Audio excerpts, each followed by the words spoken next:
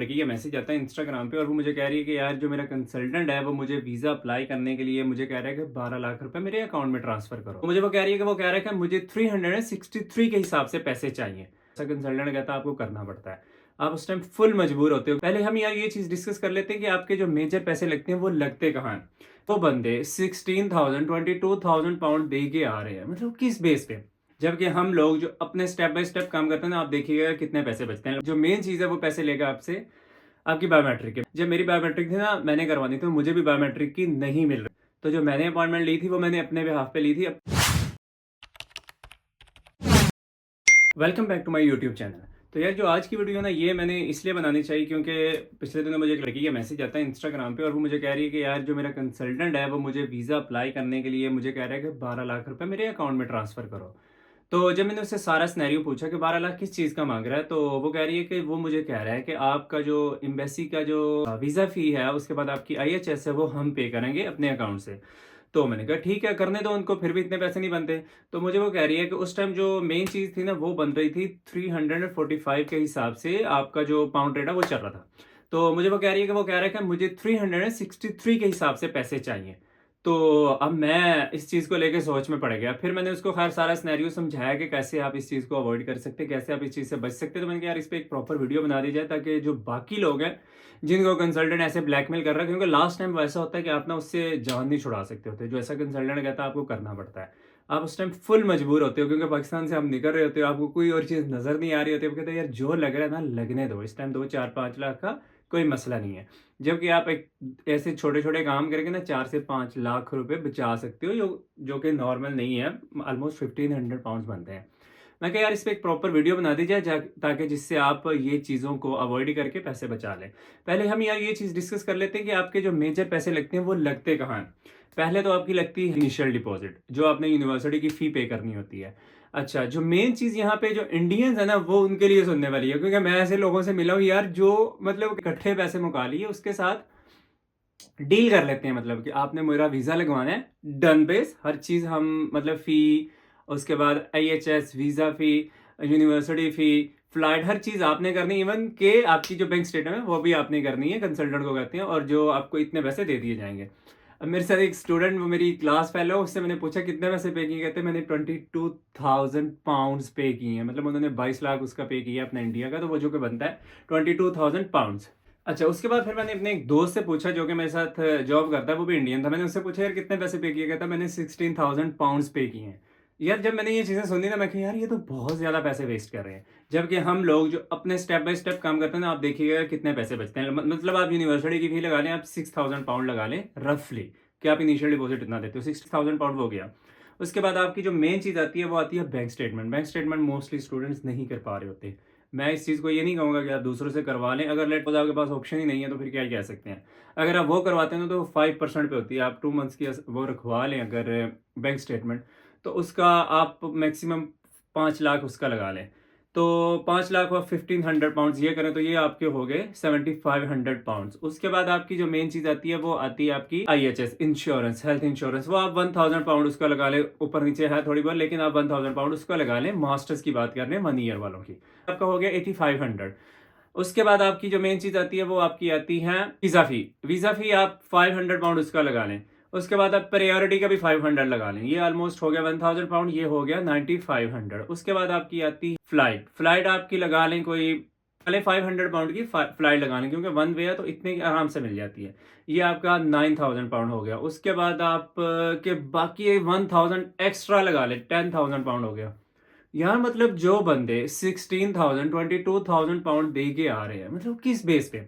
अच्छा, उसके बाद आपको जो कंसल्टेंट कहाँ पे आपको करता है, वो आपसे जो मेन चीज़ है वो पैसे लेगा आपसे आपकी बायोमेट्रिक की आपको अपॉइंटमेंट नहीं मिलती, स्पेशली पंजाब में। पंजाब में अगर आप हैं लाहौर में या इस्लामाबाद में, तो आपको जो अपॉइंटमेंट है वो नहीं मिलती। ये इन्होंने आपको ब्लैकमेल करके आपसे 100 पाउंड एटलीस्ट, या 50,000, इवन 1 लाख तक भी देते हैं स्टूडेंट्स अपनी बायोमेट्रिक के लिए। जब मेरी बायोमेट्रिक थी ना, मैंने करवानी थी, मुझे भी बायोमेट्रिक की नहीं मिल रही थी अपॉइंटमेंट।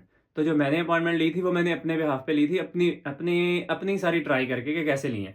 मैंने क्या किया, मैंने कराची की टिकट ली, 5,000 की मुझे रिटर्न टिकट मिल गई यार ट्रेन की, 5 to 6,000 की मुझे मिल गई, अब मुझे कंफर्म नहीं है।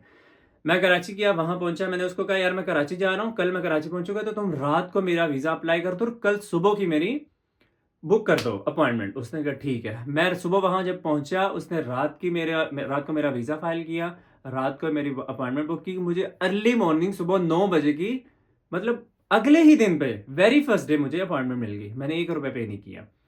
इस तरह जब आप ये थोड़ा-सा स्मार्ट वर्क करोगे ना, तो आप खुद अपनी अपॉइंटमेंट ढूँढ सकते हो। यार ये कोई इतनी रॉकेट साइंस नहीं है, हमें सिर्फ़ थोड़ा बहुत ग्रुप्स में इधर-उधर मारने हैं, आपने अपनी रिसर्च करनी है, तो आपको ईज़िली अपॉइंटमेंट मिल जाती है। अब ये जो चीज़ है मेन कि आपने पैसे बचाने की तरह, आपने फ़र्स्ट ऑफ ऑल अपनी अपॉइंटमेंट के पैसे बचाने हैं, वो आपने खुद ढूँढनी है। इधर-उधर ग्रुप्स में या जैसे भी आप ट्राई करके खुद ढूँढ सकते हो। उसके बाद जो आपने मेन चीज़ करनी है, वो आपने जो कार्ड यूज़ करना है, आईएचएस के लिए, वीज़ा फ़ी के लिए, प्रायोरिटी फ़ी के लिए और मतलब जो भी आपको लगता है इंटरनेशनल ट्रांज़ैक्शन हो, उसके लिए आपने फाइलर का जो कार्ड है वो यूज़ करना। फाइलर का कार्ड के ऊपर ये होता है कि 5% टैक्स लगता है, विथहोल्डिंग टैक्स। जो कि दूसरा है जो फाइलर नहीं है, ये हमारे ये भी तो चक्कर है ना पाकिस्तान में, फाइलर हो कि नहीं हो, इतना फाइलर पे टैक्स है, इतना नॉन फाइलर पे, ये पता नहीं क्या रॉकेट साइंस है।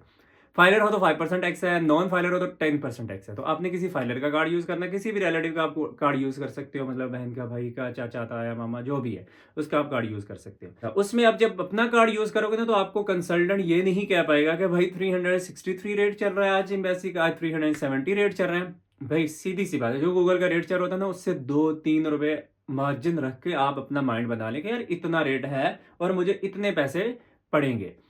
अच्छा, उसके ऊपर जो टैक्स लगेगा वो आपके कार्ड से कटेगा, आपको भी पता चल जाएगा। इस तरह जो पैसे लगेंगे ना, वो आपके खुद के लगेंगे, चाहे थोड़े लगें, चाहे ज़्यादा लगें, आपका माइंड जो है ना वो सैटिस्फाइड रहेगा कि यार मेरे पैसे ज़्यादा लगे हैं या मेरे पैसे कम लगे हैं। कंसल्टेंट अब उससे 12 लाख माँग रहा था। जबकि मैंने उसकी पूरी कॉस्ट निकाली ना, जो मैंने उसके साथ मल्टीप्लाई, मतलब मैंने उसको जैसे-जैसे समझाया कि यार इतने पैसे लगते हैं, फिर उसके बाद इसके इतने लगते हैं, तो वो बन रहा था 7.5 टू 8 लाख, इतना बन रहा था, मतलब 1 मिलियन भी नहीं था और वो उससे 4 लाख एक्स्ट्रा माँग रहा था। यार कंसल्टेंट को अच्छी खासी जो दिहाड़ी है ना, वो लग जाती है यूनिवर्सिटी से, अच्छी खासी लग जाती है। उसके बावजूद वो स्टूडेंट्स को उस टाइम पे लूट रहे होते हैं, जो जबकि वो बड़ा मजबूर होता है। अब वो लड़की मजबूर है, उसका बाप पैसे ट्राई कर रहा है कि यार किसी तरह अरेंज करे और कंसल्टेंट के मुँह पे मारे। ये मुँह पे मारने वाली बात ही है क्योंकि वो उसको मजबूर कर रहा है। ख़ैर उसने जब अपना ये ट्राई किया, उसने कहा जी मेरी कज़न बैठी हुई है यूके में, तो मैं उससे अप्लाई करवाऊँगी। वो कंसल्टेंट का वो उसका तो हो गया सारा काम ख़राब। उसको जब मैंने ये समझाया कि अपने अपनी दोस्त, जहाँ पे जो दोस्त नहीं सॉरी उसकी कज़न थी, उसने मुझे बताया, तो मैंने कहा यार आप उसका कार्ड आप यूज़ करो तो आपके सारे पैसे ये बच जाएँगे, आपको टैक्स भी नहीं पड़ेगा। वही हुआ, उसका एंड पे 4 से 5 लाख रुपए बच गया इस तरह से। कंसल्टेंट की उम्मीदों पे सारा पानी फिर गया। आप थोड़ा स्मार्टली वर्क करोगे ना, तो आपके यार अच्छे खासे पैसे बच सकते हैं। सिर्फ़ बैंक स्टेटमेंट है जो आपके हाथ में नहीं है। मतलब अगर आपके पास पैसे नहीं हैं, तो आप स्टेटमेंट कैसे बनवा सकते हो अपनी? वो आपको होता है कि यार ठीक है, उसको बंदा कह देता है कि यार ठीक है यार, कोई अरेंजमेंट करवा दो हमारे व्हाटएवर। बाकी की जो चीज़ें हैं यार, वो आपके खुद के हाथ में हैं। थोड़ा स्मार्टली वर्क करें, अच्छे खासे आप इससे बचा के जो आपने उसको दे देना, वही आप 1500 चेंज करवा के अपनी पॉकेट में ला सकते हो। यहाँ आते हुए आपको एटलीस्ट 1500 पाउंड तो चाहिए होता है अपने साथ। तो वही पैसे आप यहाँ पे ला के अपने यार यहाँ पे यूज़ कर सकते हो। That's it. उम्मीद है कि मैंने यार इसको डीपली अच्छी तरह कवर किया। फिर भी आपका क्वेश्चन है यार, कमेंट बॉक्स है उसमें पूछो, इंस्टाग्राम डीएम है उसमें पूछो यार। मतलब जो बंदा पूछता है मैं अपनी ट्राई करता हूँ कि यार उसको उस डिटेल्स में उसकी समझा दी जाए। बाकी टिकटॉक पे मैं मोस्टली जो शॉर्ट क्वेश्चन है उसके आंसर मैं डाल देता हूँ, इंस्टाग्राम पे डाल देता हूँ। तो टिकटॉक का अकाउंट भी लिंक है, इंस्टाग्राम भी लिंक है और यूट्यूब भी लिंक है। यूट्यूब तो आपके सामने है यार, इसको आपने सब्सक्राइब तो कर दिया करो। अच्छा यार, अब तक के लिए इतना ही, मिलते हैं फिर किसी नेक्स्ट टॉपिक पे। तब तक के लिए बाय बाय।